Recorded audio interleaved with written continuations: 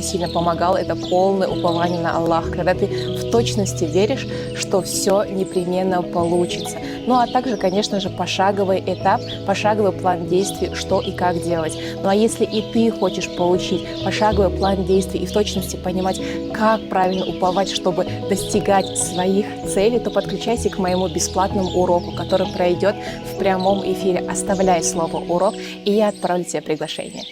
Ничего не получается! Я думаю, что каждый человек проходит такой период жизни, когда кажется, что абсолютно ничего не получается и все валится с рук.